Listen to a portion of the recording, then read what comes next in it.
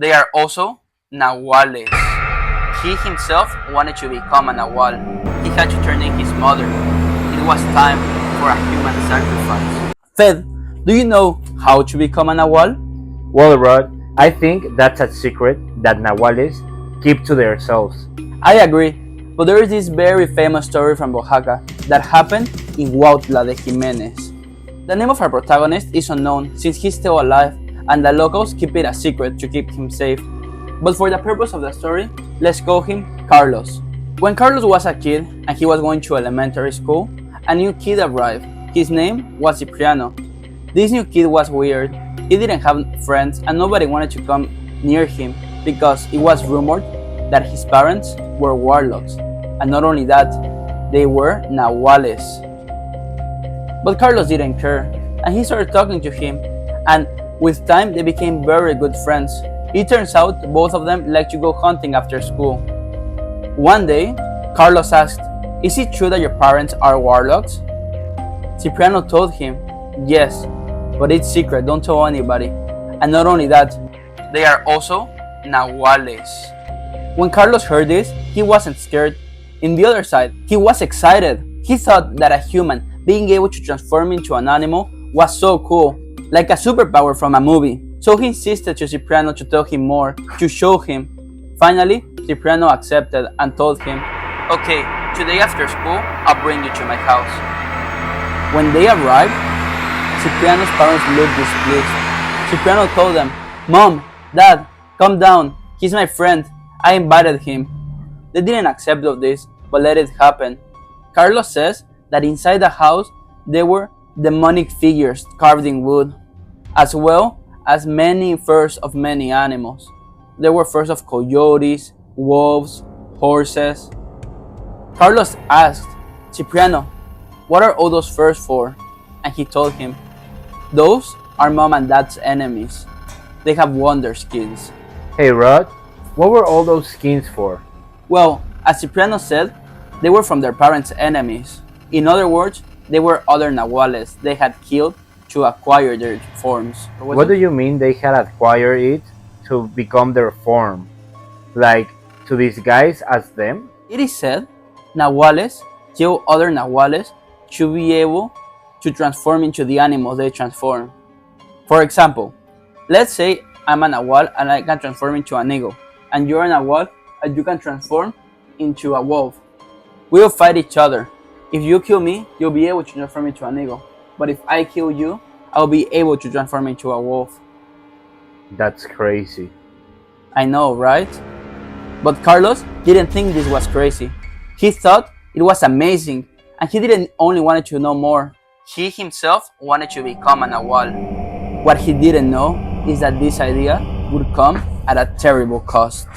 Over the following days, Carlos insisted to Cipriano's parents to teach him, to let him join, to let him know he would do anything. He begged and begged until Cipriano's parents accepted. They would teach him how to become a Nahual. Cipriano's mom explained that there are two ways to become a Nahual. The first one is through blood, people that are born Nahuales. The second one is through a ritual. Since Carlos didn't have any connection with Nahuales, he would have to become a Nahual through a ritual. This is more complicated, but Carlos was so determined he was able to do so. So, when they got to 6th grade, Carlos started a diet to prepare himself to become a Nahual. This diet consisted of ashes, water, fruits, vegetables, and herbs Cipriano's parents gave to him. He did this for a year. At the end of 6th grade, during the summer, it was Carlos' birthday, and Cipriano told him he had a birthday present for him. Cipriano's parents had allowed Carlos to be present at Cipriano's first transformation. Carlos was excited about this. When the day came, Carlos went to a wooded place. There were a lot of people dressed with traditional clothes, and they were speaking in a kind of dialect, neither English nor Spanish. Carlos saw how they told his friend to lay on the ground. Then they told him to roll this way, roll the other way, among other things. It got to a point where he saw how his friend started to change shape. Cipriano was a big, robust, fat kid, so his first transformation was into a pig. Carlos saw how his friend became a pig and ran into the forest. He was impressed, but this only motivated him more to keep going on the Skinwalker's path. The next step Carlos had to do on his Skinwalker path was hunt an animal, but there was one condition. He had to hunt it with his own hands. Carlos wanted his first transformation to be a big and strong animal, but he was only able to hunt a possum. He was a little bit disappointed, but he still wanted to keep going with the process. So the day came when Cipriano's parents told him he was ready to transform. But there were two more steps he had to do. The first, he had to turn in his mother. It was time for a human sacrifice. The second, he had to get away from his family after he transformed, because he would be dangerous for him. They said that the people who transform through a ritual are obligated to drink human blood every time they transform. At this point, Carlos didn't want to continue with the transformation. He got scared. He realized what he was doing and he tried to get away. But it was too late. He was not able to get away. So, he ran from the town. He went to the town nearby looking for a priest to help him. He told everything to the priest.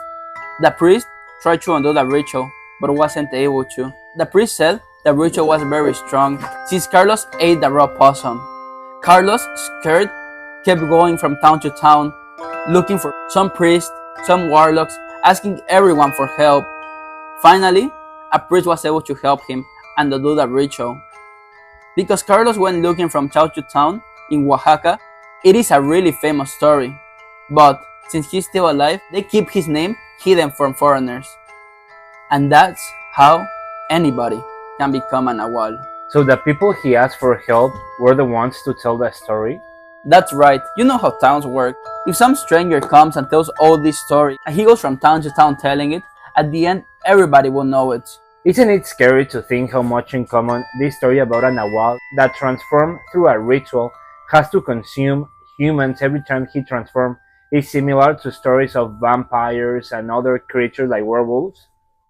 I don't only think it's a strange coincidence, but I think there's something there. Some underlying secrets are not telling us about this type of rituals and about this type of people.